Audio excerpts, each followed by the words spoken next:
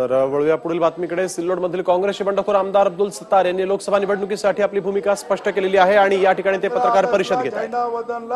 दिल्लीला लाल किल्ल्यावर जाणार पाठिंबा आम्ही सर्वांनी सर्व अभ्यास करून पुऱ्या मतदारसंघामध्ये फिरून आणि सर्व हे माहिती तंतोतंत घेतल्यानंतर त्याला पाठिंबा देण्याचा निर्णय घेतलेला आहे।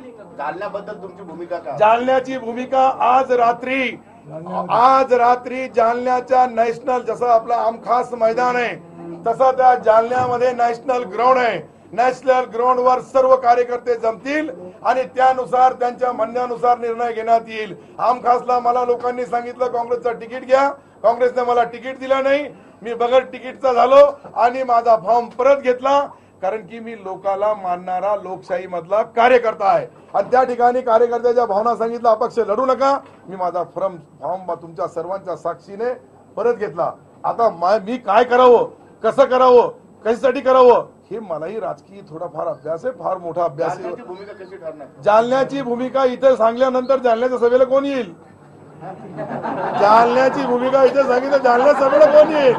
जालन्याच्या सभेमध्ये जालन्याची भूमिका राहील। हे औरंगाबाद जिल्ह्याची आणि औरंगाबाद लोकसभा मतदारसंघाची प्रेस कॉन्फरन्स आहे आणि माझा नाव कुठं आहे, मी किती शक्तिशाली आहे का फाटका तुटका कार्यकर्ता आहे याच्या सर्वांची जाणीव तुम्हाला 23 तारखेच्या मतदानाच्या नंतर कळेल।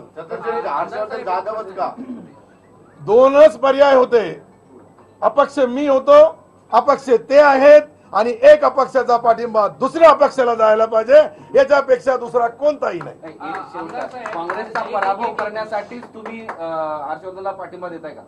काँग्रेस पराभवाच्या रेस मध्येच नाहीये, तर त्याचा पराभव मला चंद्रकांत खैरेचा पराभव करायचा आहे म्हणून मी त्याला पाठिंबा देऊ लागलो। आमदार साहेब, प्रश्न असा आहे की हर्षवर्धन जाधव हे अपक्ष उमेदवार जरी असले तरी ते प्रदेशाध्यक्ष रावसाहेब दानवे यांचे जावई आहेत आणि मध्यंतरी तुम्ही रावसाहेब दानवे मुंबईला विमानाने गेले होते, मुख्यमंत्र्यांशी भेटले होते, याचा या पाठिंब्याशी काही संबंध आहे का? आता मी याचा एक क्लिअरेशन तुम्हाला देतो का मी 13 महिने अगोदर भोकरदन पासून तर सिल्लोड पर्यंत, सिल्लोड मार्ग त्याला कन्नड पर्यंत ते स्वतः माझ्याकडे आले, त्यांनी सभा घेतल्या। राव साहेबाच्या बद्दल काय शब्द बोलले तुमच्या टीव्हीवर आलेला आहे सर्व, कारण की तो काही आज माझ्या संपर्कात नाहीये।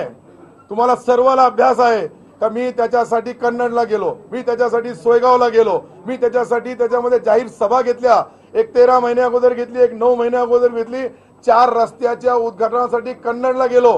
काँग्रेसचा आमदार जिल्हाध्यक्ष असतानाही शिवसेनेच्या आमदाराच्या उद्घाटनाला गेलो आणि त्याला सांगितलं की तू काँग्रेसमध्ये ये, तो काँग्रेसमध्ये यायला तयार होता, काँग्रेसने त्याला धोका दिला म्हणून त्याचा प्रचार मी करणार। आम्ही जातो कारण आम्हाला सिल्लोडला जायचं। भाजपच्या मंत्रिमंडळामध्ये जायचं असतं तर मी 4 वर्ष अगोदरच गेलो असतो, 4 वर्ष बाहेर राहिलो नसतो। बिलकुल नाही, निवडून येईल अपक्ष म्हणून सिल्लोड विधानसभा मतदारसंघामध्ये। दत्ता कनवटे आमचे प्रतिनिधी यावेळेस आपल्याबरोबर फोन लाईन वरून जोडले गेलेले। दत्ता, आपण बघतोय की अब्दुल सत्तार यांच्या मागे देखील एक मोठा मतदारांचा एकट्ठा मतदार आहेत आणि त्यांचा आता पाठिंबा जो आहे तो हर्षवर्धन जाधव यांना मिळालेला आहे। युतीला कुठेतरी हा पाठिंबा मिळेल असं वाटत होतं, परंतु थेट हर्षवर्धन जाधव यांना त्यांनी पाठिंबा दिलेला आहे, कारण हर्षवर्धन जाधव हे रावसाहेब दानवे यांचे जावई आहेत आणि रावसाहेब दानवे आणि अब्दुल सत्तार यांचं मित्रत्व जे आहे ते जगजाहीर आहे। त्यामुळेच अब्दुल सत्तार यांनी युतीला पाठिंबा न देता आपली ताकद हर्षवर्धन जाधव यांच्या पाठीशी उभं करणं पसंत केलेलं आहे। खरं तर हर्षवर्धन जाधव हे काँग्रेसचे नाराज आमदार होते आणि त्यांची नाराजगी अनेक वेळेला जाहीर झाली होती। ते मुख्यमंत्र्यांसोबत भेटीगाठी सुद्धा घेतल्या होत्या आणि त्यानंतर स्वतः निवडणूक लढवण्याचा निर्णय घेतला, पुन्हा फॉर्म मागे घेतला आणि 15 तारखेला मी माझा निर्णय जाहीर करेन की मी कुणाला पाठिंबा द्यायचा हे ठरवून असं सांगितलं होतं। त्यांनी आज पत्रकार परिषद घेऊन हर्षवर्धन जाधव यांच्याशी बातचीत करून त्यांना पाठिंबा दिलेला आहे। अगदी धन्यवाद दत्ता, तुम्ही दिलेल्या सविस्तर माहितीसाठी। आपण हा व्हिडिओ तुम्हाला आवडला असेल तर असे आणखी व्हिडिओ पाहण्यासाठी TV9चं YouTube चॅनल सबस्क्राइब करा, बेल बटन दाबा, ताज्या घडामोडींसाठी लॉग ऑन करा tv9marathi.com।